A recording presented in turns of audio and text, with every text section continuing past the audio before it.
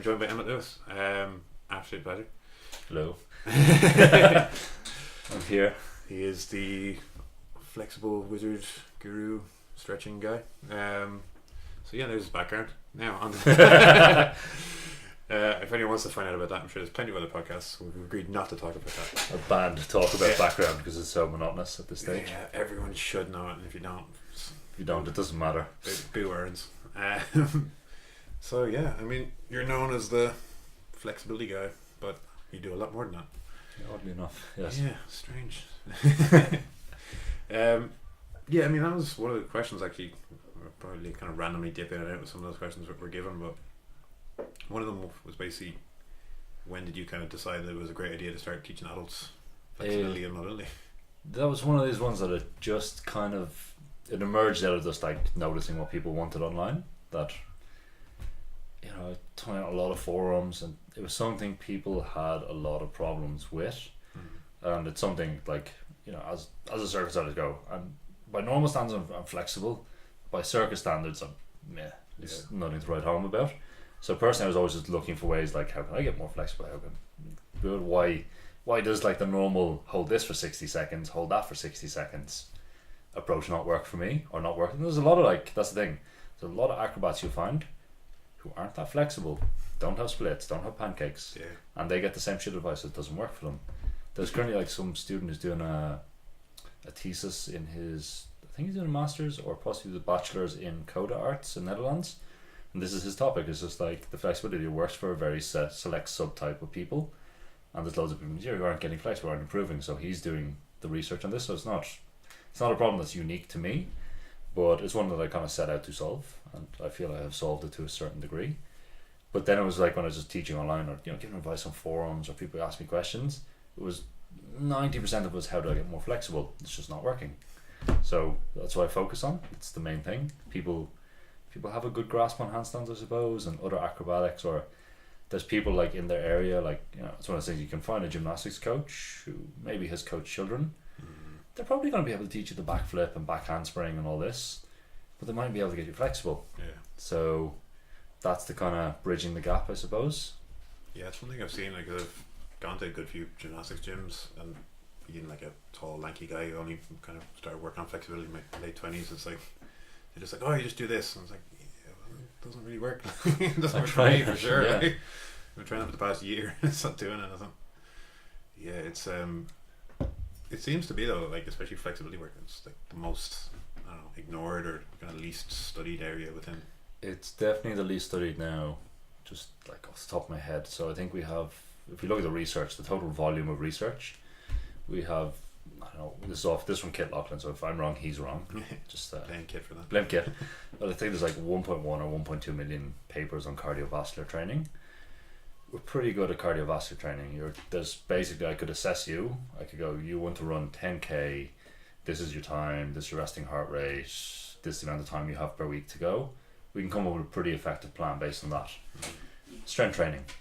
We're pretty good at strength training. The practice came first, more so than I think the practice came first, than the research validated what they were doing. But we're pretty good. We go, okay, you can squat body weight. This is the kind of approach you should take. Once you start squatting 1.5, twice body weight, then we turn to a different approach. You have all the time in the week to go. Okay, this is how you do high frequency. You can only squat once a week. Okay, this is how you would do it once a week with high intensity, blah, blah, blah, whatever you want to do. Flexibility, now numbers of paper, I think it's 700,000, 800,000. There's a big body of research to compare and validate all this. Flexibility, you're looking at about 20,000 papers. And then they're not tracking, like, it's the same thing. So if we look at quality research in strength or cardiovascular training or aerobics or athletics, they will track people for Olympic cycles, 2 Olympic cycles. They'll track people going from like senior level to world champion level or world championship level. It's a good thing, and they're tracking, okay, this works, that works, blah, blah, blah. The long-term flexibility, like, it's hard to find anything longer than 10 weeks. And most of them is confirmed to university terms. Most of them are just saying stretching doesn't work, or it doesn't work for what we think it does, or we need more research, which we do. So it's hard to make, the research isn't done. There's no real, it's also just like the activities that require flexibility. There's no papers taking people from I can't touch my toes to I can do full splits, over splits, side splits. All this stuff is just not done. So we can't really go, well, this works, everything works for a short term. So you go, oh, this approach works, that approach works. I can tell you a lot of approaches stop working after 12 months or 12 weeks. Then you're just like, oh, what do you do? It's plateaued. What do we do after that? We don't have these things. In strength training, we go, oh, it plateaued after 6 weeks on this program. What do we do? Oh, we'll give you a deload, we'll reduce intensity, and then we'll start back at this percentage of what you're doing and then work our way back up. We know what to do. Flexibility, it's just like, oh, what's the main thing? One set held for 30 seconds is our best practice of flexibility. Or is it 60 seconds? I can't remember off the top of my head. One or the other. I can guarantee you it doesn't work that long. Yeah, it seems to be like every generic flexibility program you see is like hold for 3 sets of 30, 60 or 120 seconds. Yeah. That's it. And then, like, even if you look at it, like, if we look at the basics of stretching, if we put a muscle under stretch, it begins to resist the stretch. If most of the programs are saying hold for 30 seconds, what is our rules for gaining strength? We want sets lasting 30 seconds. Yet they're saying, oh no, we're increasing stretch tolerance. Or are we strengthening the muscle as thing? We actually can't answer that question now because the research isn't done. But it's kind of one of those things like, well, I can give you 3. That's the thing. I don't really try to give explanations why the stuff I do works because I just know it works. Or I can tell you what will work for you to a certain degree. But if we look at the explanations, because the research isn't done, aren't backing each other up. So then we go, well, what's really going on? Yeah, that's the awkward part. That's the awkward part. It's like, well, what's really going on? Doesn't matter, you're getting the results. Yeah. Well, I guess that's for the scientists to figure out. Yeah. You just got to help people get the results. Exactly. Results-based systems are more important to me than Yeah. science-based ones. Yeah. Much like. Yeah. It's kind of like in strength training. If someone says like, oh, we're a fully scientific-based system, I'm probably going to assume you're 20 years behind the time of best practice. Yeah. So. Yeah, I mean, my girlfriend's gone through a doctorate in the past few years, and it's the one thing that I see, especially, well, it's within any field, but you kind of notice it way more within academia, that it's like, oh yeah, these are just people, and they get up and make the same shitty mistakes that we all make in work, and get fed up and just skimp around work and hand in shitty work, and you're like, it's like, oh, you know, X amount of money was spent on this study, and you're like, what? And then it's like, yeah, but the person never shut up, and they just handed in whatever. Like, yeah, it's probably going on throughout all of science. Yeah, that's the thing they're having a lot of problem with is the replication error. Like, if I look for studies that validate what I'm doing, I'm looking for something that's been replicated a few times or something similar. Most of them haven't been replicated, and this is across the board. It's like we're basing our judgments on studies with limited size groups that haven't been replicated. Now when they're trying to replicate them, they're finding out half of them are wrong. Yeah, I remember seeing the Chinese last year said they went against a load of drug companies and basically saying that of all these studies that you guys said, there's like thousands and thousands that had no provable results when they tested them themselves.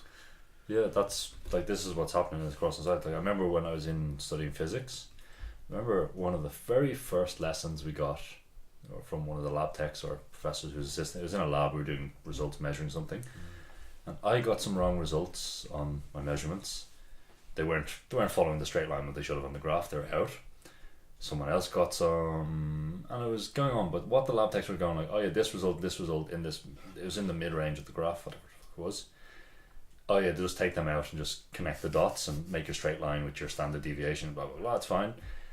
But then it turned out, like, towards the end of the year, we found out the actual thing we were using to measure the equipment was busted and was giving a wrong reading. They replaced it. So instead of going like, oh, maybe we need to check the equipment and everything, everyone's taught like, let's just doctor your results so it confirms with the theory. Trying to get that point across to people that, like, even, you know, failed experiments, it's still a result. Yeah, that's the thing. Like, we were like meant to, like, the experiment was like, okay, you do the experiment, you weren't told about it, then you were told the theory, and then you meant to use the data to confirm the theory, and then we're all getting the wrong data. I'm like, oh no, no, the oscilloscope is busted. Better just confirm that. Yeah. Yeah, it's especially when money gets involved, because you're not looking to, you know, prove it. You're just looking to prove your whatever question you've been given, rather than you know, find out reasons why for it. That's the thing. There's no glory in proving anything wrong, unless you're Gödel. But even then, he didn't get glory for quite some time. Yeah, real shame. But yeah, I mean, speaking of proving things wrong, I mean, I loved the I don't know whether it was a post, but anyway, I love what you mentioned about yoga with people, that it's held up as this kind of gold standard for everyone Yeah. when it comes to flexibility, and like I know for a lot of people it doesn't work for them, or Yeah. it hasn't worked for them, and then they just kind of give up and go like, oh, I'm not flexible. Yeah. And that gets on my tits. Yeah, it's I've come up with this so many times. It's not it's not that yoga is wrong. It's just No. it trains a certain thing. It serves a certain type of person. We can't really tell which. You can make some guesses. Like once you've trained with a person, they'll have a low training age. They'll generally have type 2, like hypermobility to a certain degree. Generally, yoga will work quite well for that person. You have someone who has a high training age and hypermobility, probably won't work so well. You have someone who isn't hypermobile but no training age, it will work okay. You have someone who has a high training age and no hypermobility, it's not going to work. Yeah. Generally, that's my rules of thumb on it. Heuristics, if we're using fancy terms. But you'll see, like, it's held up as a gold standard. It has to work, but it doesn't, or it does for a bit, then it stops. That's okay. It just means, okay, this person needs something else. This person needs something else. And the people who are good at it, probably naturally, if you just go, oh, I've done yoga, 3 months later I'm amazingly flexible and can do everything, they should probably be doing deadlifting, like, just in terms of like completeness. Because sure. the flexibility would come by just going, oh, I'll just do 2 sets of 60 seconds at the end of my deadlift workout. Yeah, and I've trained with a lot of people like that, and you're like, and then they later down the line start noticing like, oh, X, Y, or Z is hurting, and you can like, yeah, it's that. It's visibly not strong enough for doing what you're trying to do with them. Yeah, so it's kind of, it's just, it's held up to the gold standard because it's the only really full flexibility system going, but it's also because it's very easy to coach, and it's a very good money spinner. Like, just, it's one of those things, like, you have one program that is the exact same for everyone, so there's no individualization, which there's other elements of the fitness industry to do this as well. You can get the mat. If you look at the origins of like yoga, like what we consider yoga now, it's not some vague Hindu mystical system. It's like coming off the back of Western physical culture, army culture. That's historically verifiable. But then they're like going, so we have, so we go, okay, we'll line everyone up. That's a forgotten bit of yoga that most people don't talk about. Yeah. Nice huffing shillums all the time. That's a very important part of yoga, I think. I think it's still a very done part. But then I go, like, well, like, let's do group exercise where everyone's in a row. It's very easy for one person to instruct a group of 30 people. However effective that is, we won't comment. But it kind of makes it a good money spinner. So everyone goes, we do yoga. Whereas if you go, what I would approach to flexibility, it's quite individualized. It's quite like, okay, this person needs to do these movements, but they don't need to do all this shit. That's the thing you find. It's like you only really need to do a couple of movements for your flexibility, and will unlock a lot of it. Whereas yoga is just like, okay, we have these 40 movements we're going to do through a class, and hopefully it works.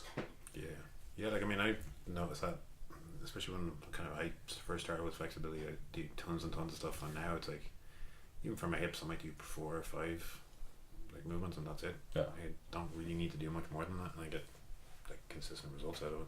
Yeah, that's kind of thing what surprises people a lot when they train with me at the start. They think we're going to do flexibility.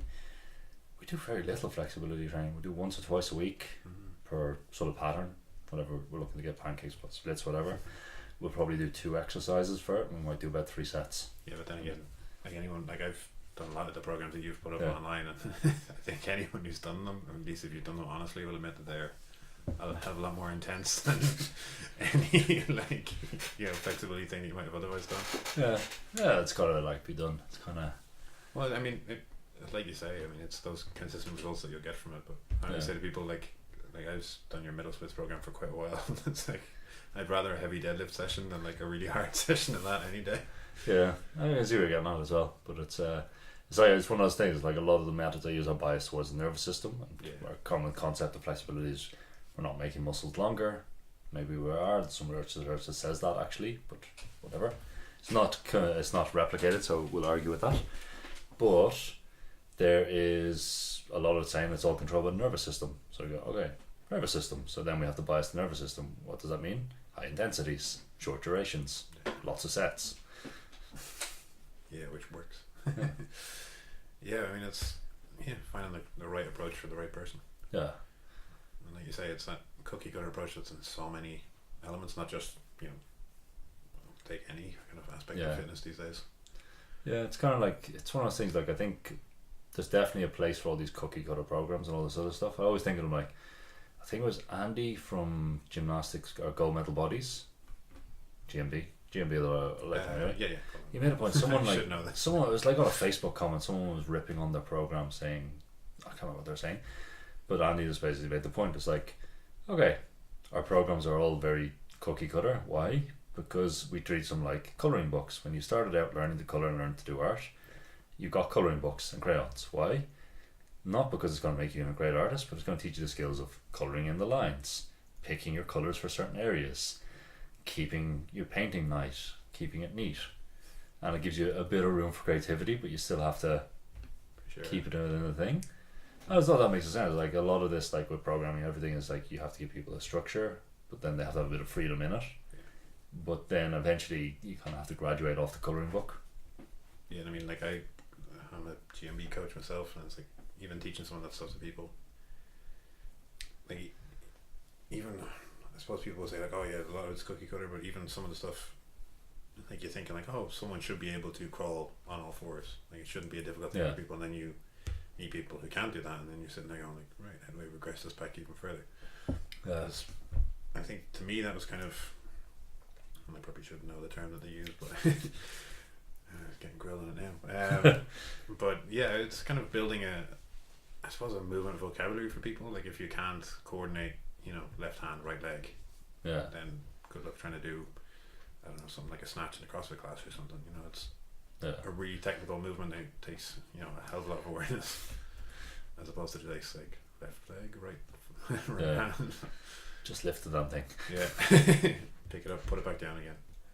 Yeah, and that's definitely, I think there's rooms for all this thing. It's just when the colouring book becomes the religion, that's when things start to be a problem. Yeah, and I think, I don't know, like I get asked a lot, especially being a big, tall, lanky guy like I am, when people see I'm flexible, they're like, oh, do you do this, do you do that? And probably my major gripe with yoga, a lot of it's been great, and I've met some really great teachers and done some great classes in it, but my biggest gripe is just the weird kind of spiritual side to it. I know for some people that's great, but for me it's kind of like you're just saying stuff and you're sitting there going like, shut the fuck up. I understand that completely. So I was in Ubud last Christmas with my mother and my sister and fiance. We were like, there's loads of yoga classes. Like, fuck it, my mother needs to take up some kind of exercise. So like, oh, why don't I try some yoga classes? If you like it, I'll buy you the term of yoga when you come back for Christmas. So I went along to some yoga class. It was 80 something people crammed in a room with one instructor. Mats were like literally basically touching. You had enough room for your yoga block between it. And like up until that point, if someone said cultural appropriation, I'd normally argue them now and go, no, it's cultural appreciation. No, after that class I understand cultural appropriation, because we had some generic to ultra spiritual with hippie crusty who had a wash, he wasn't too crusty, getting us to basically chant Hindu prayers and other shit. It's like me going into a class of like Indians and we're going to say a few Our Fathers and Hail Marys, and then we're going to deadlift. That might appeal to some people, but it's just like we're here to do the stretching. The Zerch Church, as we call it. Yeah, it's just I understood it. It's just like talking about, like, he also was talking about shit astrology or astronomy, even like talking about how the planets rotate. He was completely wrong. I wanted to put my hand up and say, sorry, no, the moon doesn't do that. Physics there in the background like, no. Yeah. But, I was like trying to encourage my mother to stick with it, who was slowly dying in the class because there was no instruction. But I understood it. I was like, okay, I can understand why India would be pissed off about this, and white people, you need to stop. Yeah, it was actually I think the first person who ever pointed that out to me was my capoeira teacher. He just, in kind of broken English, pointed out that like, oh, you ever do capoeira, there's always be a Brazilian person there. And you go like, yeah, it's kind of fair. And he's like, you ever do yoga? It's like, I never see an Indian person. I was like, he's kind of right. Like, even in like Dublin or probably more so in London or whatever, but especially in like all of Ireland, I don't know of any born and raised Indian yogis. Yeah. But anyway, wonder why that is. Yeah, I do wonder. Awkward questions need to be asked. So yeah, let's see what else we got in the questions. More questions from the pile. Ankles. Is it permanent? So yeah, actually, speaking of science and approaches, I think you did kind of touch on this, but interesting question of how do you kind of like justify the approaches and the techniques that you use without them kind of being backed or proven by anything other than anecdotal. It's not anecdotal. So I had a change in how I think about myself in the last 2 years. That I'm not a researcher or blah blah blah. I don't work in an academic institute, but I think of myself as more taking an anthropological approach to flexibility. That I made the mistake many years ago of asking people how they train flexibility, and generically you would receive the answer, I do this, I do that, I hold this stretch for that, I hold this, blah blah blah. But then when I went and started looking at how they actually use and train and develop flexibility over a longer term time in these disciplines, a different picture began emerging. So then you're like, well, what is that picture? We can just say rhythmic gymnastics as a thing. So they will warm up, generally with a generic joint rotation warm up with a bit of jogging thrown in, generally as a team. These are very generic. They'll do a small bit of stretching just to get limber, generally something held for 30 seconds. Blah, blah, blah. Then they'll start doing dynamic stuff. They'll start with kicks, different types of kicks. Then they'll move into the skills. This is the missing thing that a lot of people miss, is the active use of the shortened range, so the shortening side of the joint, held for different times. They will do this, so you can think like all the scales, punches, all the twists, turns, walkovers, whatever the fuck they're working on that day. They would use that shortening side as the part of the activity because they're using their range of motion, sometimes maximally, a lot of times sub-max. Then at the end, they will go on to the lengthening side. This is a very universal pattern that holds up in a lot of disciplines that express large amounts of range of motion in their activity. But if you ask them what they do for their stretching or their flexibility development, it's like, oh, we hold splits for 60 seconds at the end. No, you do. That's a small part of it though. That's like 15-20%. So this is the missing key, that a lot of people aren't paying attention to the shortening side. They're training at last or as an afterthought. A lot of people, like we get into in the movement scene, they're not really using their flexibility. This is the other thing, they're just not using it. Like, it's a very common situation. We'll have people like, they have splits and pancake. They have a very hard time keeping it. Why? Because they use it for 10 sets of shoulder press twice a week. Yeah. That's it. Whereas if we look at, say, a dancer, rhythmic gymnast, normal gymnast, circus performer, pole dancer, hoop artist, all these people who have these massive things, they'll spend 5 sessions a week using their flexibility, all ranges, all combinations in relation to the floor, standing, low gate positions, in the air, different speeds, different focuses, not paying attention to how they do it but just trying to express something else. Huge amount of variability, a huge amount of different levels of expression, different relationships to gravity. Are the limb moving towards the torso? Is the torso moving towards the limb? And guess what? The stretching training is I sit in splits and play on Tinder. Yeah. So you ask them what to do, I get 300 likes on Tinder while I hold splits. If you look at what they do, it's very different. So I've seen with female gymnasts just sitting there on their phone texting away in front splits or whatever. Yeah, but then if you look at what they're doing, it's like, oh yeah, we're doing pike backs today. What's that? Yeah. It's a full range ballistic movement going all the way from a standing position into a pike and then accelerating out. Yeah, actually that kind of like, I mean, that kind of reminds me of I was chatting to someone about the other week where they were saying that some article that some traditional martial artist guy put up, I don't know, karate or taekwondo guy, but he's kind of saying that doing like high range kicks like damages knees and ankles over the years.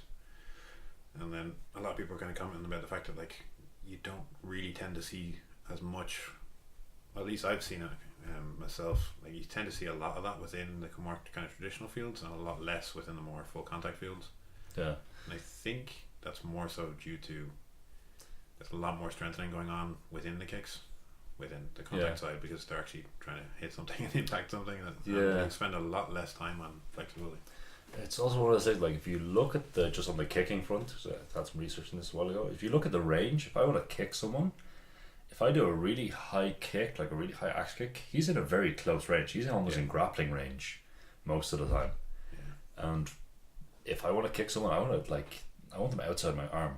I want them like away. Yeah, as far away as you can get. So if you look at like the old Chuck Norris like side kicks where he's not going high, but he's like got a range that's probably almost the length of his torso on the kick, which is effective. Where if you look at like modern taekwondo when they're kicking, I don't know, up to the ceiling, it's like, I remember one time I used to work in the Stella if you remember that. Mm-hmm. We had some scanger come in one night and we had to try to kick him out. And no word of a lie, I was pushing the guy out, just like he was getting rowdy. He threw this jumping, spinning roundhouse. Like it was like, you know, shocking but amazing. But I spotted it was like pretty slow, or I spotted it come around, so I caught the kick on my shoulder and just like took him down to the ground and stood on his balls. Whereas like if he'd done it at like legs length, you know, I would have just been taken out of it without it seeing. Yeah, so one thing I always see with like when taekwondo guys come into a kickboxing class and they get kicked in the legs for the first time, they kind of realise and like, oh, that closest thing to me really does hurt to get. Yeah, because I mean that's a weird thing that I've seen with some kickboxers where like there's one guy who comes to mind where I trained with him for a good few years and can't touch his knees but can kick me in the head. He's about half a foot shorter than me. Yeah. And I think that, like you were saying, is more just the skill side of things. Like that's all he does. Is Yeah. just do that every day. It's also like, don't forget, we have stretch receptors that respond to static stretching, position, and we have ones that respond to position and angular displacement. So radial displacement, the speed the joint is moving. So you'll find people like can kick massively high. If you take a snapshot, they're in like a perfect like side split or front split, whatever it is. But if you try to put them like touch the toes, they can't. I mean, you find a lot of like the inverse of that as well. You find the inverse of that as well. That's why it's important to kind of train all kind of aspects of flexibility. Whereas most people, they train, I sit on the floor and that's it. Yeah, I mean, I've found that myself because you ever see Bill Superfoot Wallace? Like, Yeah. But anyway, real famous kickboxer way back in the day. I think he messed up his left hand, so he couldn't jab, so he just got crazy front leg kicks. I always admired him for it, but it was like looking at what he did, and it was like the vast majority was a little bit of flexibility work, and then mostly just throwing lots of kicks, lots and lots of kicks. It works. It's a very effective approach. Yeah, I think that's actually the key to what you're saying, and key to what I suppose the job of yourself will be coaching someone is that you need to figure out what flexibility is they need. Yeah, that's kind of like, well, the people I'm working with who really want it, we try to develop everything, so there's no blockages or nothing. I try to raise all the sort of flexibility at the same level when we're programming, so we'll have a little bit of everything, but then sometimes blocks will be focused more on this or that, but it's still, that's kind of the key, is like if something's not working or if your flexibility is plateaued, it's probably because you're not focusing on one of the other aspects. So if you think about like most basic flexibilities, we have our isometric static stretching. We have static stretching where the torso is moving towards the limbs or the limbs is moving towards the torso. These are the most basic ones. We have three relationships with gravity. We have gravity can assist us, gravity can be effectively neutral, obviously you can never get rid of it completely, or gravity can be resistive. We have the shortening side of the joint and we have the lengthening side of the joint. We have the entry and exit into the position, the turnaround points. And then we have, the speed of entry and exit. Then the intention, are we doing a task in the flexibility of targeting?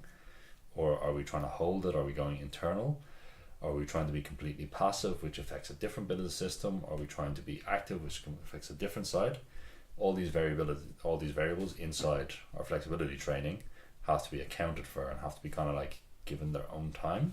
But then you can't train all day, so you have to go like, well, how do we fit this all in?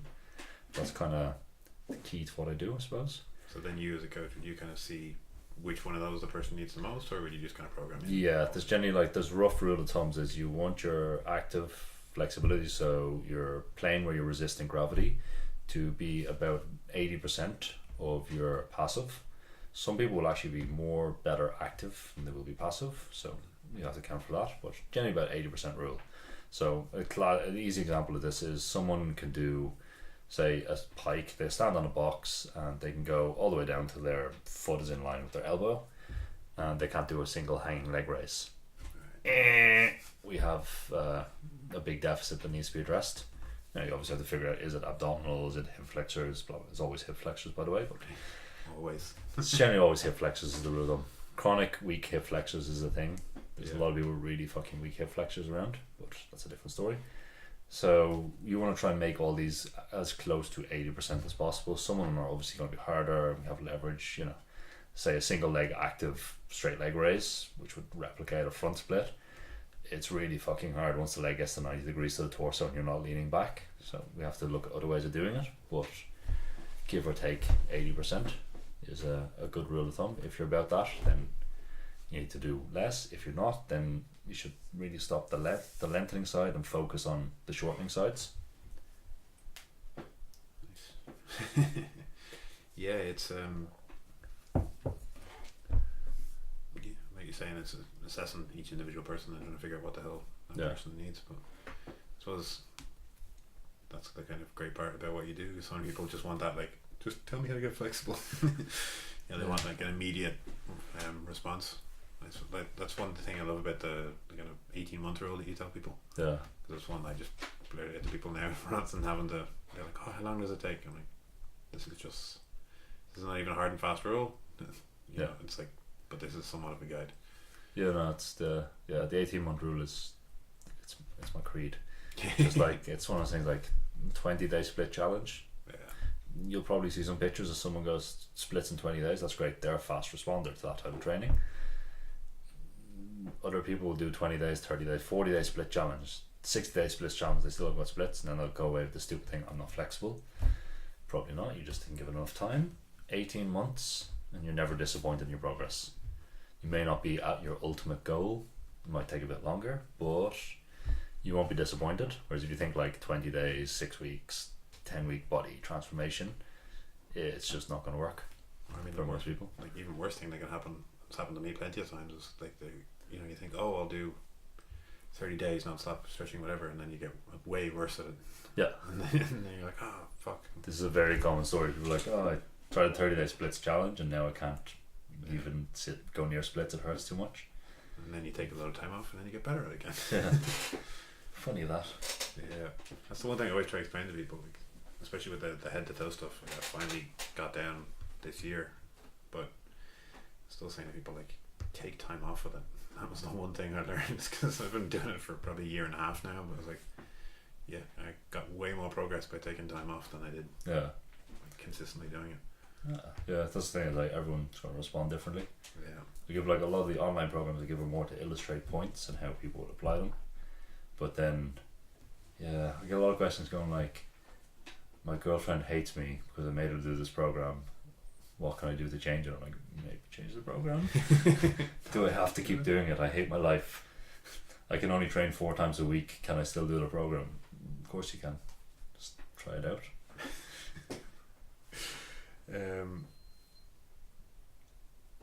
So you? Some random beep. Oh. It's not me. It's not me either. For people who are listening at home, we have a random Swedish man hiding on the stairs. Should probably address the point that there's a random Swede on my staircase and not the vegetable. I'm not sure what he's doing, or just sweeting around. Yeah, just watching us. Sort of creepy snowman. It's pretty awkward. So let's see what else we got here.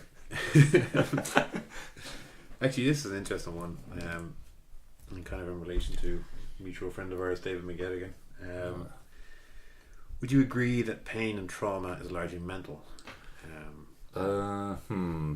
This is going deep into the realms of pain science, which I have just, I keep abreast with all this research as much as possible. The thing that's come out most out of pain science for me, just to segue slightly and then I'll get back to it, is it hasn't really changed what I do with people, in terms of like releases or whatever the fuck we're calling it nowadays, or how I think it's changed how I speak to them, which is very effective, don't get me wrong. So it's very interesting that there's a lot of arguing over semantics in the ways. Sure. Whereas that's fine. It's also made me revisit hypnotherapy, because why the fuck not? Because if we're arguing about this, and nocebo and how to avoid using the nocebo effect. Yeah, you can't argue that works and then that doesn't, because they're kind of very similar. No, it's a weaponized placebo effect. It's why I'm called the Splits Wizard, because it basically gives you an extra 15 degrees by just coming to see me, because you're just like, Splits Wizard are more flexible. It's like, should you move your pants? You're guaranteed 10%. You're guaranteed, It's that with or without the ammonia. Oh, that's an extra 5%. But anyway, to segue, what was the question? There's pain in the mind. The experience of pain is completely in your mind. The actual root cause and the sensitization and the new exception isn't in your mind. It can be multi-causal. It can be external to yourself. It could be, there's so many layers we build up around this. Now, obviously, anyone who knows more about this, please comment, because I'm probably going to make an ass of myself. Please do. But that's the thing. It's like the world only exists in our mind. Our interpretation of our sensory data only exists in our mind. The sensory data is external to us for most things. It's external to the mind. It's just being fed in there by our senses. How we respond to it is different. So that's kind of what we have to go. What I kind of suggest to people is to always have an inquisitive state. So always like, I'm feeling pain, but ask yourself, like, what am I really feeling right now? Like, what is it? There's like, because there's a lot of layers to these things. Am I anxious? Am I thinking, shit, I sprained my ankle, I'm going to lose money because I can't go to work? That's going to make the pain worse.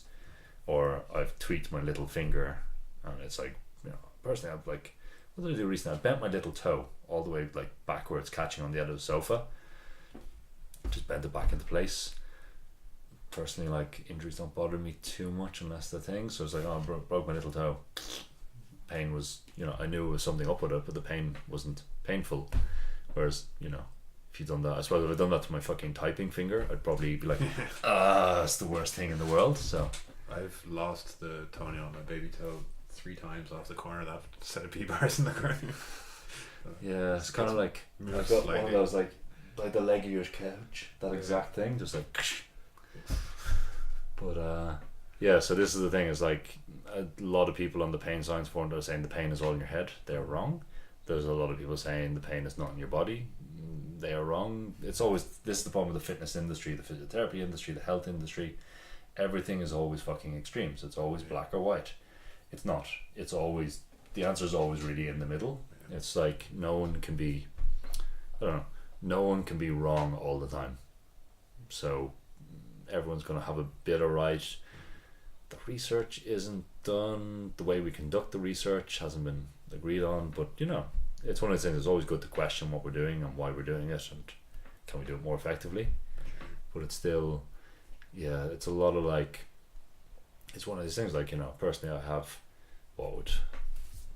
to use terms, I'm using quotation marks here, I have fixed people in one-time inputs using techniques that according to pain science don't work, but they have worked. That's the thing. People are forgetting about the results. The results from a lot of these passive modalities do work. The question is, we don't know why they work, and the reasons, the excuses people are using for them, saying, oh, this works, that works, it works because of this, or we're clearing adhesions, or stretching your fascia, blah blah blah. We don't know, and it's been disproved wrong, so people dismiss the therapy but go, actually it works. Yes. And then the explanation, that's the thing, is like the other explanations being offered haven't made me happy. So it's an interesting world. So it's interesting just to follow along, but like everything, follow along, take what's useful, don't make it a religion. Yeah, I'm in a lot of pain science forums and just kind of sit back and watch what goes on.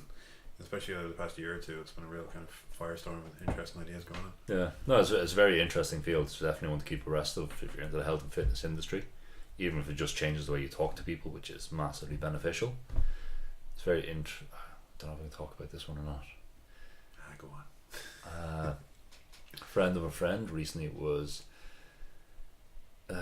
prematurely diagnosed with a type of early onset arthritis, but then turned out the diagnosis wasn't real. But the doctor, man, he gave her every worst case scenario possible with this, that you won't be able to walk, blah blah blah, you'll never be able to drink again, you have to change your social life, blah, all these things that you shouldn't really tell someone, particularly when the diagnosis wasn't confirmed by the testing, and even then the testing is questionable. But she spent weeks catastrophizing, like, she's still deeply traumatized by this, and it made everything much worse. Stress levels through the roof, how am I going to pay bills, all this. Then the testing comes back and it's completely clear. But for that time with the doctor telling her, oh no, this is clearly early onset arthritis, personal power thing, it was just like very difficult to watch. Even though it's a friend of a friend, it's still like it's a very clear example of like the doctor should have just said, this is what we think it might be, we'll confirm it, and then I'll give you the worst case scenario, not just like going, here's your worst case scenario, every single thing that can go wrong. But then you're into the realms of what is ethical treatment. We have to give people all these things, but it can be a weird one, because my brother had a blood clot last year in his leg, and he was basically told he was given the worst case scenario straight away by the doctor, and not told anything else. Basically told like, oh, you're gonna lose your leg, and him had just turned 30, that freaked him the fuck out, as you can imagine. Which he didn't. It was it's fine. Gave him some warfarin, melted. Well, he got the tip to his toes, but as opposed to a leg, it's a much better way to live. But that freaked him out, because I think it was about 2 weeks before he actually got told, oh no, that's not all that's going to happen. But that's the last thing you need in a situation like that. Like it's that thing, you have to that's the problem. I think a lot of physicians are really good at giving the worst case scenarios but not the best case. So it's just like, and then you're dealing with percentages as well. It's like 40% of people die from this. Oh my god, 40%, like what, 60% live? If you spin it the other way, it's a lot more hopeful. 60% of people are perfectly fine after this. It's a funny one actually have you seen this ad about drowning here recently? There's one like 1 in 3 drownings involve people drinking. So that means if I'm drinking, or if I'm not drinking, then I'm twice as likely to not drive, to not drown. I was thinking about that the other day. I was like, I understand the message they're getting at, but it's just like, I was thinking about, I cycled by bad stats. That poster today, and I was like, just looking at it going like, it also makes me wonder how many people got away whilst drinking. But because it's like, surely there's a lot more people who are sober swimming. It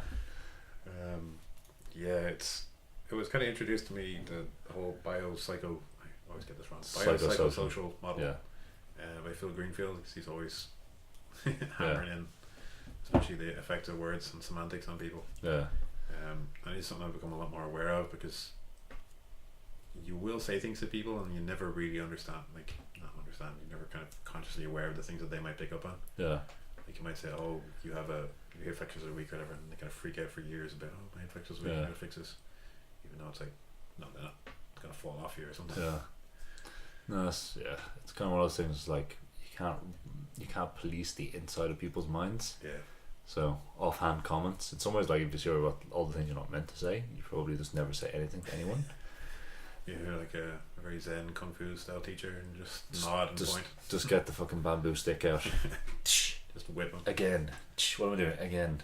Just push up. Again. It's very effective, but it's something a lot of coaches need to be aware of, but as I said, I'm only an outsider reading into the field rather than a participant. And it's great to actually hear you say that, because it's one of my biggest gripes with a lot of coaches, where they kind of are experts in a lot of things that they aren't experts in. I think it's one of the things, like, trust me, I've been through this whole process myself, like when I was starting out, and probably thought when I was in the peak Dunning-Kruger phase of my career, so I don't know how long, maybe 8-9 years ago or whatever, you always think you know much more, but now, like, one of the key things I think for a lot of the fitness industry is admitting you don't know, and that's okay. It's perfect. Like, I have a team of people I refer people out to around the world, because I have clients everywhere. It's like, something I come up against, I don't know what the fuck it is, I say, go see this guy, he'll know. Like McGettigan, I send a lot of people to him. Claffey, I send a lot of people to him. I've got some guys in Sydney I send people to. Fine, I get a report back, they say this and this is going on, try this, I'll do it in the programming. And that's one of the, I think I picked this up from Paul Check actually, one of his things. As crazy as he is, I think Paul Check is very good, but he's just talking about, like, a lot of clients come to him and they're sick for some reason. A lot of people come to Paul Check because they're in pain, they're sick, they've tried all the conventional approaches, and then he has a network of 24, 26 different practitioners he's picked in his area who basically do all the same thing: endocrinologists, chiropractors, general practitioners, surgeons, whatever you can think of. Then he's referring them out, and he's just like, well, these are the people I consider the best in the field. You have to understand my confidence in them is what that. I can't know everything. So why would I want to know everything when I have this guy who has spent 40 years studying this field? I can go get his opinion, which I trust and I know it works. That kind of thing. And that's kind of, at the end of the day, if you're a trainer, then you train people. If you're a physio, you physio people. That's debatable for a lot of physios. But you know what I mean? It's like you stick in your field. If you coach running, that's fucking great. Like, be a very good running coach. If you maybe shouldn't be coaching Olympic lifting, I'm not saying you can't, but you shouldn't really, without like a good bit of guidance and coaching and a kind of apprenticeship model in Olympic lifting, suddenly tell your athletes, okay, you've done your sprinting, go inside and do some cleans. You know. Yeah, I It's mean, the easiest way to put it. I do that with a lot of people as well, because it's even with, I don't know, something as specific as hand balancing. If someone wants to get really deep into that, it's like that's not my field. Yeah. Like I can show you some stuff, but you know, much better like, go off and look at this guy, or my friend Jerry, Spanish Jerry as we call him. Yeah. Great guy for that, you know. Yeah, that's no, it's very it's a very healthy model, because you know, one, you share around, but two, it's just like a lot of the time, like, people want a certain result, they want a certain thing, and the problem is, as a coach, people will assume if you say you can do this, then you'll try to teach them, and if you're really shit at teaching them, which, you know, we're all shit at teaching some certain stuff, then they can't do it, then they assume they're bad at it. Whereas if you sent them to a good coach for that skill, they get really good, they'd be happy because they got the results and they got the life fulfilling thing they were looking for, hopefully. But then, like, you know, I see coaches like PTs who just graduated in the gym or training, which will remain nameless for a moment, and they're teaching people handstands when I know, like, this person can't even squat properly. I'm not saying a handstand and squat thing, but it's like, you shouldn't be putting people on the hands. You just, like, you clearly just don't know what the fuck you're doing. Yeah. So Yeah, it's like but it's perfectly fine for those coaches is to go, you know what, I can't teach you handstands, but you know, maybe you're fat and you don't need to be on your hands, you can just lose a bit of weight, which I can do for you, and then you can go send you off. Yeah, which is, I suppose, a very difficult thing for a lot of coaches to go through as well. Yeah. To be honest with people can also mean losing people. Yeah, but it's kind of like, this is the problem at the fitness industry in general, like all aspects of it, is a lot of people are underqualified by my standards. Oh, huge. And just undertrained. They just haven't got enough. They need, like, for me to be a personal trainer or any kind of coach, it should really be like a nurse. If we look at the nurse training, and I don't know how it is in your country for anyone listening in, nurses, they're in university for 4 years. Half of it is in hospitals starting out practice, and half of it is theory. And by the end of it, like, the nurses in this country are fantastic. There's been in the hospital, Granny was in the hospital this week, so she's fine. But I was just going in, like, we were talking to some doctors, and, like, going back to Paul Check, he's got this thing like, if you want to practice healthcare, there should be no limit on you doing this, and I will listen to your opinion as long as you do it while you're sitting in a G-string, because I want to see the results of your thing. And looking at most of the doctors I've seen over the last while, I probably don't want their healthcare advice. The nurses, on the other hand, like, I want to know what they're doing, just in terms of, like, all of them, like, high stress environment, in great shape, look very healthy, even though they're probably sniffling and suffering with every kind of cold going, and very caring, very happy. So, you know, more nurses, less doctors. That's one thing I've said in this podcast a good few times. It's like, you know, I'm of the exact same opinion. Yeah. Because I think that a lot of those people you'd save, well, I don't know, a lot of time learning as to how to do it, because no job, you don't have any job by not doing the job, especially something as kind of weirdly nuanced as training someone. Yeah. But also, like, you should be in some ways the kind of front line to stop people having to go to the doctor as well. It Yeah. should be as equally important, or at least viewed academically Yeah. as equally important, because if someone's not fat and overweight and out of shape, then Yeah. that mitigates most of those problems. I know, even, like, you know, like, all-time mortality is like, the stronger you are, the longer you'll survive. And obviously, these are relative by age bands, but it's still, the better your balance is. Grip strength's the No, it's one of those things, like, is it we can't confuse correlation with causation, but, you know. I am determined that grip strength is because you can open your pill bottle when you're I can take my medication every morning. and your weak hands, I can't get it open. Yeah, it's one of those things to consider, but it's just like, you know, I agree. It's like personal trainers and athletic trainers and coaches and strength coaches are basically should be people's first line. And if they're not, the profession isn't given the education it should be to actually reach that standard. Yeah. And then it's just sold as basically a get rich quick scheme. Quit your job, you're 40, you're disillusioned with being an accountant, you like going to the gym, become a trainer and charge 70 quid an hour immediately. That's great. Do 6 days training. Congratulations. Now you can say you're an authority. Well, you see, anyway, Yeah. I'm wrong about that all day, but I won't. I know, but yeah. We'll be here for Don't days. Yeah. Alright, interesting one, and this is actually one that I was talking about in Andy Meyer's place, Fitness, Yeah. on the weekend. Do you prefer giving people accurate cues, or do you prefer them to feel what the movement is? Depends on the person. There's a lot of psychology involved in this. That like some people, it comes down to how much actual cueing people can digest, and two, understanding the motion and where it breaks down. So a lot of technical breakdowns in an exercise can be tracked to one specific breakdown that ripples in the chain. So being able to spot that and understand your movements well enough to go, okay, this is the breakdown point, focus on this cueing, then everything else will fix from it, is a skill that takes a long time to develop.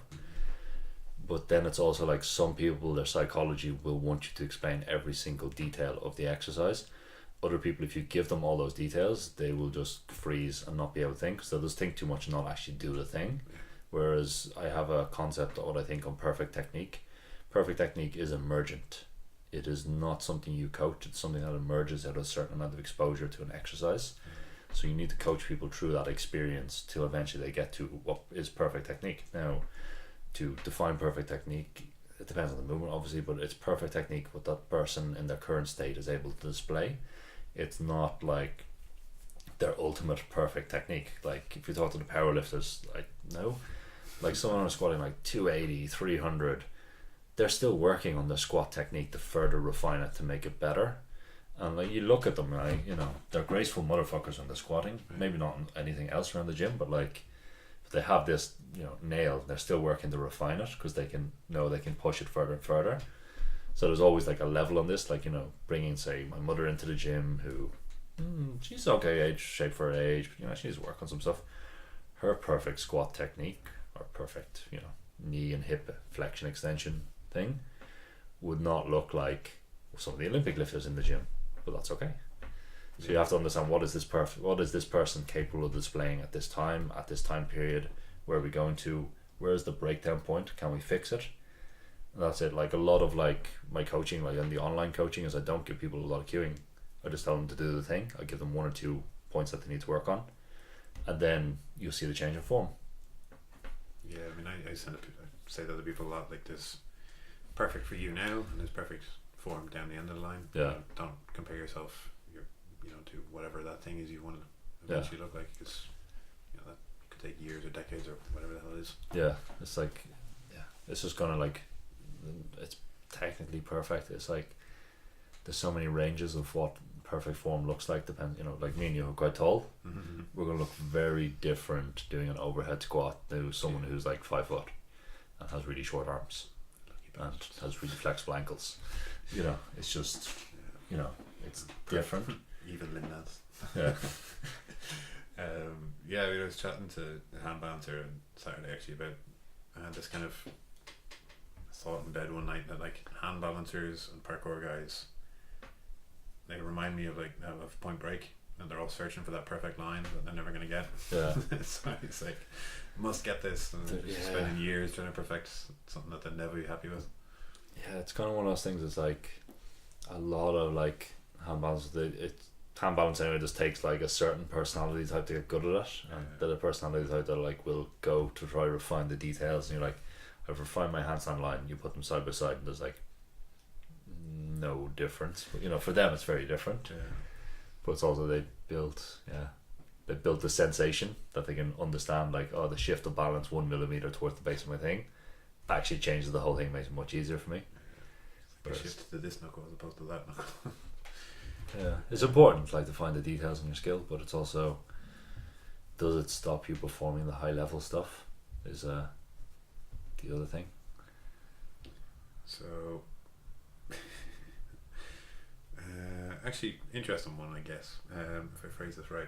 So a person starting off who isn't overly flexible, so by their own standards a beginner, what would be your kind of balanced approach to bring them through mobility? It really, like, see, this is the thing, the concept I have with a beginner is very difficult to think. Because I get asked, what do beginners do all the time? That's a very difficult question. It's like we have to have a thing I call the 3 W's. Who are we speaking to? What do they want to do? And where are they in relation to this goal? So who am I speaking to decides everything. I am speaking to a 17-year-old who wants to go to circus school, who lives at home, parents buy all his food, and can train twice a day, every day of the week. Doesn't need to go to secondary school or whatever the fuck they're doing. Versus I have a beginner who's 46, has been told by a doctor they need to get back into shape, has decided they want to do bodyweight strength training because it feels more natural to them, and they can only train twice a week. The advice I give these two people will look very, very, very different. Yeah. But so it's hard to say what's a beginner in these ranges. Generally, when you're starting with someone who's a complete beginner to these things, like imagine they've never been in a gym in their life. Generally, for these people, I don't stretch them. I wouldn't give them stereotypical stretching exercises. We might do some range of motion testing just to to have a rough idea of what they could do. Then we'll just make them move, do things, joint rotations, basic calisthenics. Like, you know, it's one of those things like, can you do a pull-up? Can you do a good push-up?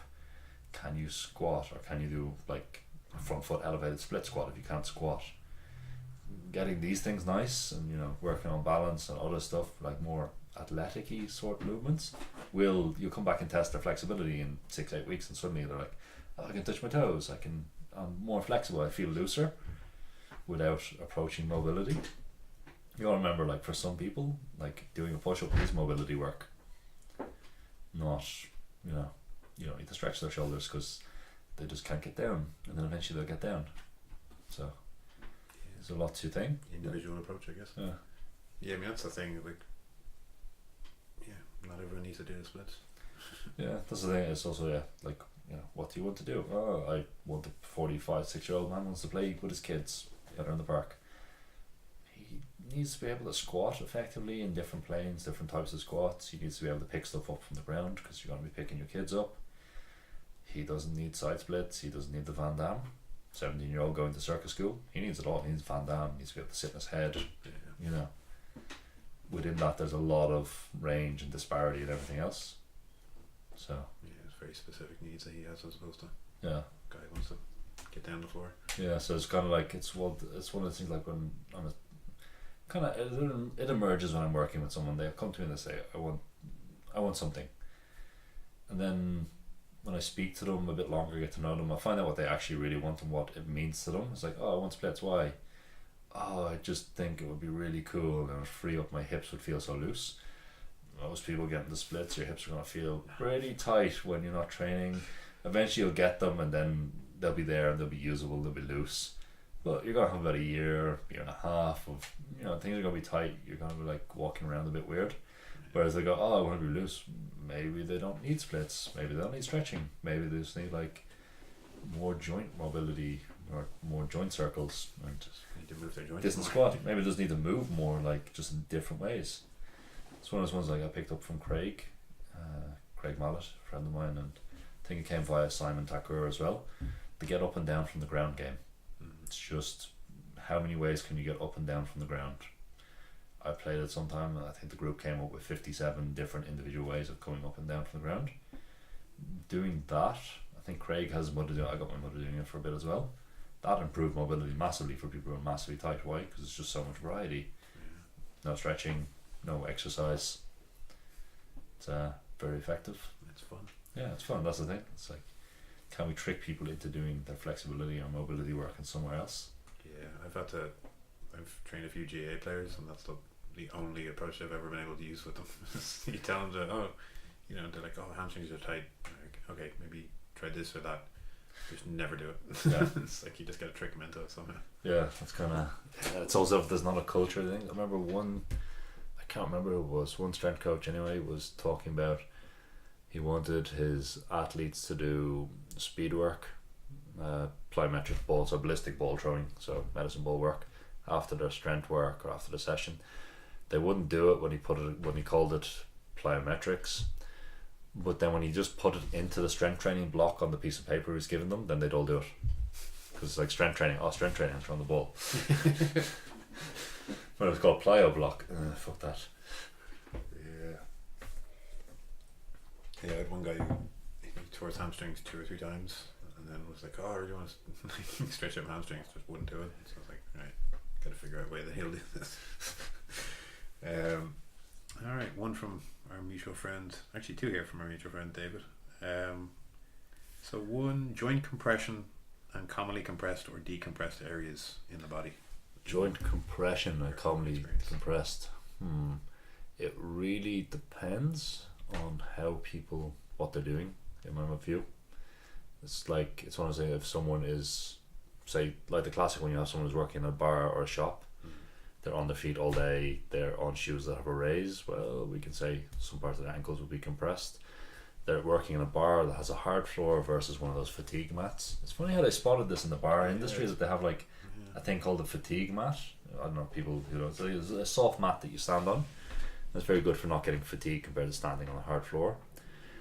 Then it comes down to like injuries, or maybe not injuries, but what people are doing. Like, are you on your hands all day? I know my wrists get compressed a lot, so I decompress them.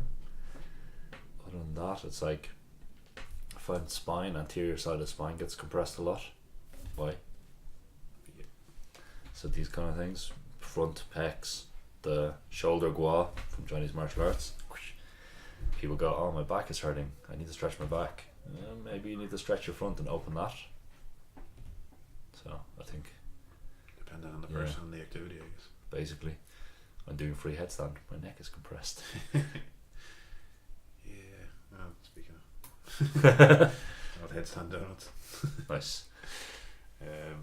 You actually get one from Yuval and then one from made one from the Salt and Water guys. Made one. Follow my tutorial, it's much more fun. Yeah. Well, they had a load of tea towels, so I use it just for that one. Never tried it. I'll try that afterwards. I'll give you a roll to tape as well. So, and then the second one from him. So, how to create area He's always going to ask the awkward ones, isn't he? Yeah. How to create awareness in areas that are lacking awareness. How do you lead a blind man to touch an elephant question? It's deeply philosophical. Yeah, no, it's one of those things like people not having awareness, and people don't have the degree of sensation they think they do in their body. They really don't. Like if I say to you, can you feel your fourth rib? I put my finger No, don't put your finger on it. Can you feel the attachment? Can you feel the muscles? People don't have this layer of sensation in the body. For me, I've gone through a process over the last few years of actually trying to develop this layer, and like when I thought I could feel my body compared to what I can do now, I couldn't. My body was like this blank dead space that is inside. So we have to pick, there's certain ways we can do this. We can do body scanning. It's a very simple thing. We will sit down relaxed, or you lie down on the floor just somewhere you can be relaxed. And relaxed doesn't mean floppy, it just means relaxed. You just start scanning the body. You need to start at the bony parts. So we'll start with the hands, the wrists. Bony with thin skin, much easier to feel than like inside your stomach. Can you feel inside your stomach? You can if you practice. This way of just building it, and just build it, the skill that needs to be practiced will build awareness, but then you find that areas are kind of like smudged. They're not clear. You can even feel this like yourself. If I grab two pins and touch you close by, you should be able to feel both of them. But is it smudging? What's going on there? Can I feel into the muscle groups? Like this thing is this question, like what am I actually feeling? Oh, my bicep hurts. That's a bit useless. Where in your bicep? Which bit? Which head? Short head, long head, medial, distal, all these kind of things. Can you pinpoint the sensation? Then there is the approach that I probably got crucified for talking about this by Dave Wardman from Physical Alchemy. They use stretching and the stretching poses to basically shine an incredibly bright searchlight into your muscles, into your groups, into everything, to highlight your tensions, which also works, very effective, but you'd have to work with one of the Physical Alchemy guys to actually get a good understanding of that. But that's kind of quite interesting. We can also just use touching. Like touch will bring a certain layer of sensation. Then we have all the Qigong approaches, which are very interesting, very complicated. The Qigong is not just breathing and flapping your arms. Well, most of it is, but real Qigong has certain qualities, and one of the qualities is breathing, developing the feel quality, which will start skin level, muscles, tendon, periosteum, bone, marrow. It's the layers you'll go through, and there's different techniques trying to bring it. You'll like the bone one. The bone one is basically to develop it. I'm gonna smack all over your bones with my knuckles to really get them ringing, so then you can focus on it. And then you'll start noticing you can feel, or maybe feel the bone a bit clearer. You can feel the differentiation between the skin and the muscle.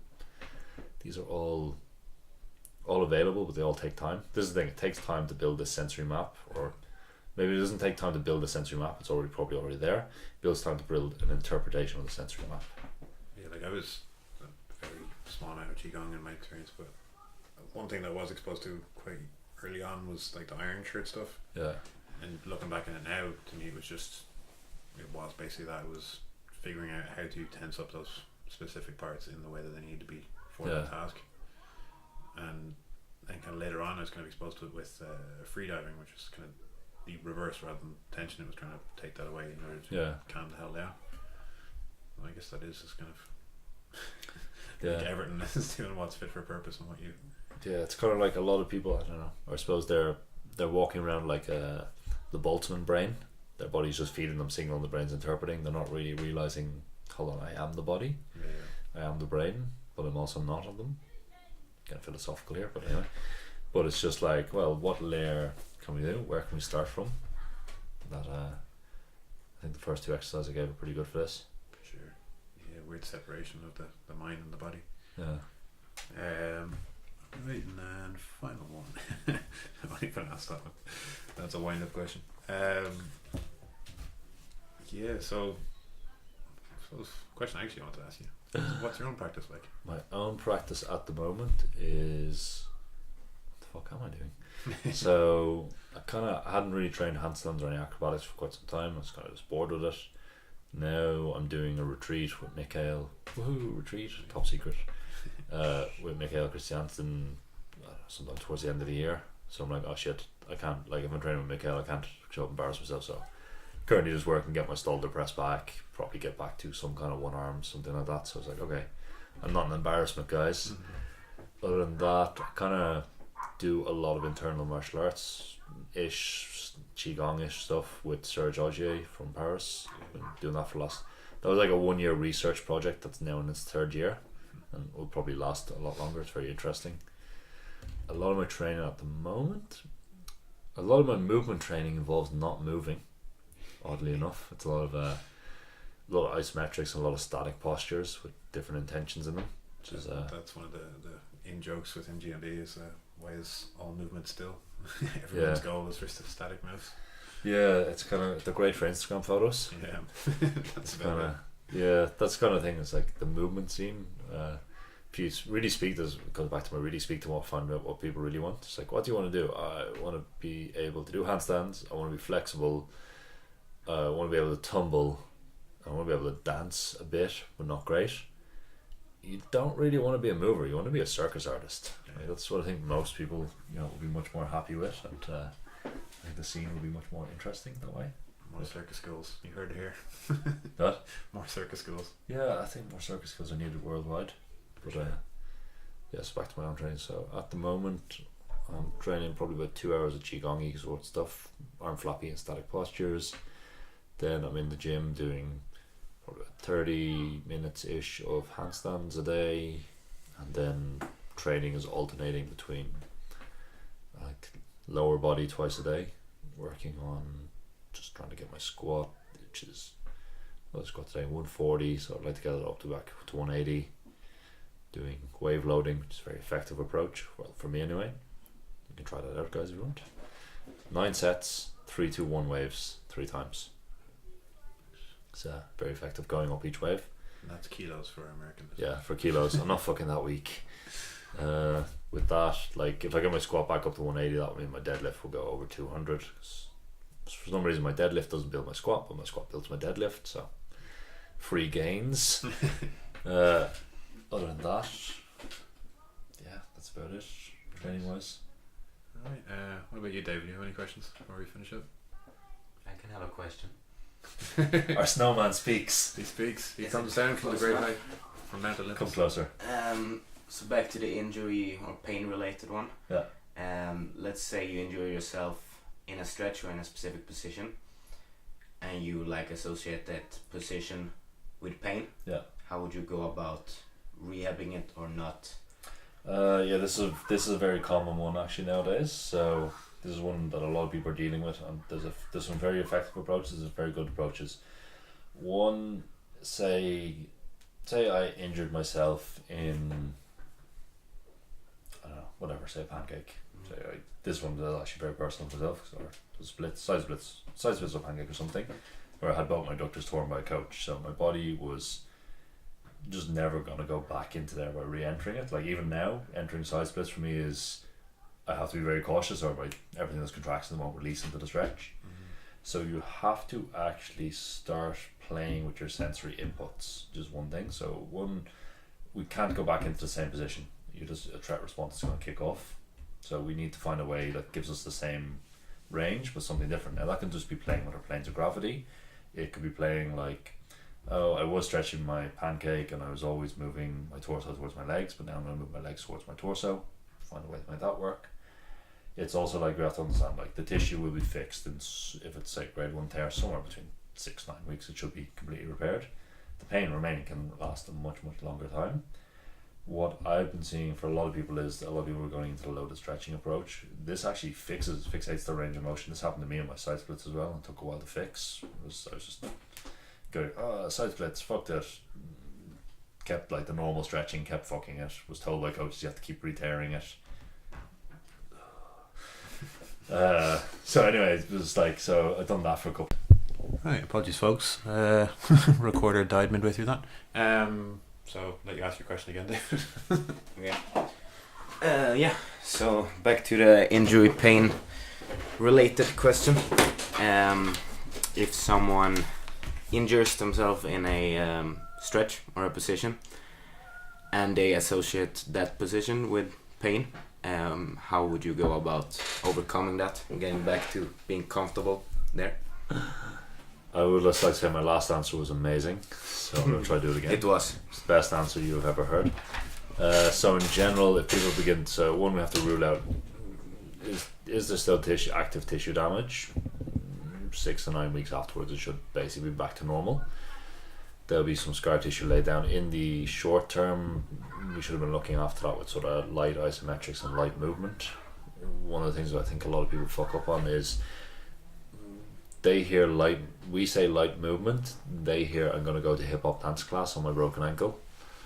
So you have to take it, and it's like work to pain, not true pain. That means when you feel the sensation of pain, not like, oh yeah, it's only hurting a little bit. Very important. But the main thing would go back to position, like tissue damage is healed, the person is still experiencing pain in this thing and experiencing some kind of traumatic response. Trauma is very vague and undefinable. So just to give some things I would give guidance. So say I injured myself in a pancake, go forward, and my body tenses in response. My breathing shortens, my heart rate elevates, I break out a cold sweat. These things we can use to guide ourselves. Some of them can be quite extreme, some of them quite subtle. The sensation of pain is just there, but it's also like it can be quite nebulous if you ask yourself what you're feeling. You go, am I feeling pain? You go, is it a point, like, oh, you can feel the exact tear, or is it like my body just doesn't want to go into the position? If both, I'm going to outline some approaches you can try. They all work.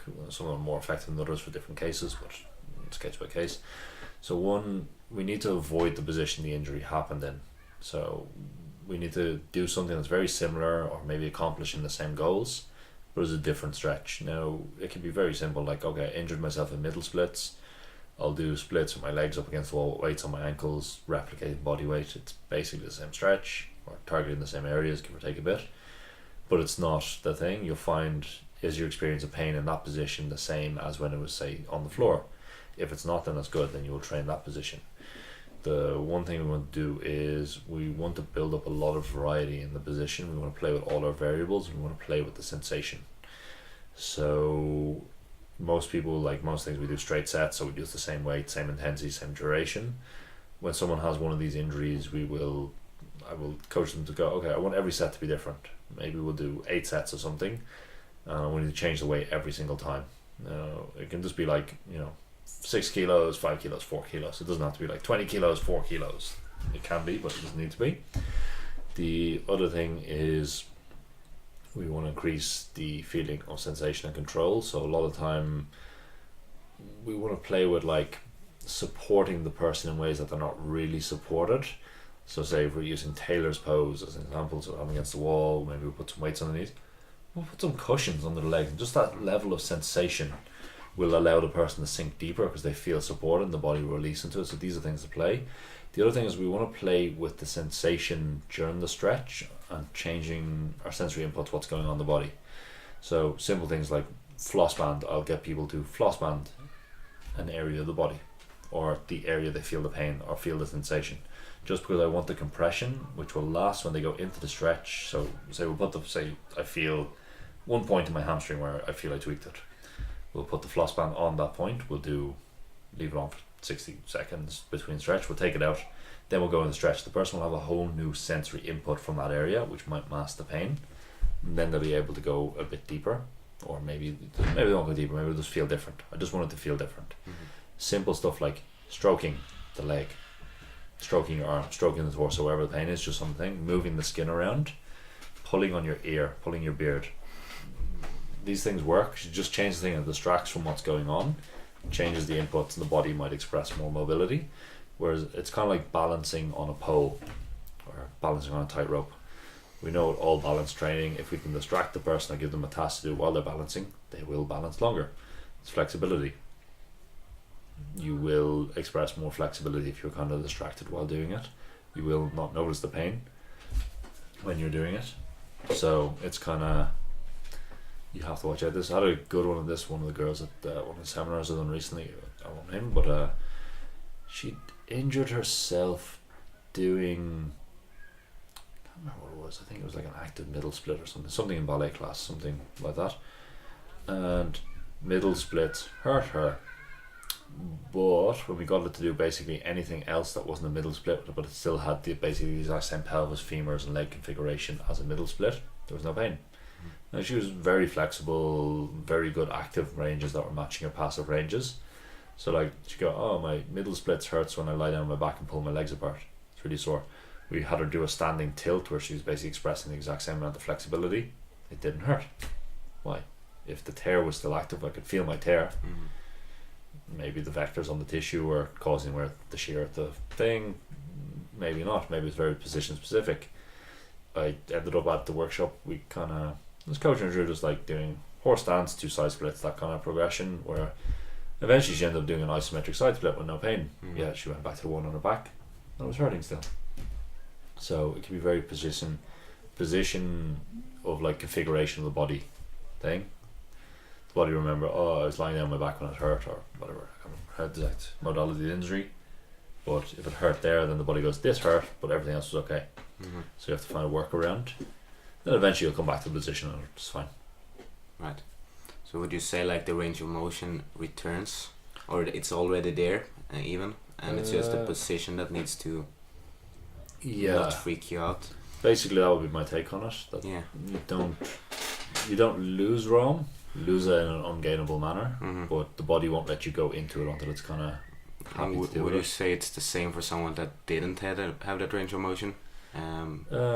Yeah, like, you know, it's one of those things, like it's very common for me to find people who are like, oh, we tore my adductors playing soccer when I was or I tore my hamstring sprinting, or all this stuff. We find this all the thing, yet we still find people who can do splits, side splits, even when approaching them as adults, so it can resolve itself. Sometimes like the positions won't come immediately available, like say myself and my side splits and the injuries, is like head to toe and bridges and everything, they're cold. I can just do them like whatever I want. Side splits, like there's always a bit of a coaxing day to day on it, and it's just like, you know, I've done basically anything you can think of for this: ballistics, long isos, weighted isos, hundreds of reps of flies, all the standing, static, active, anything you can think of. It still takes a bit of coaxing. Yeah.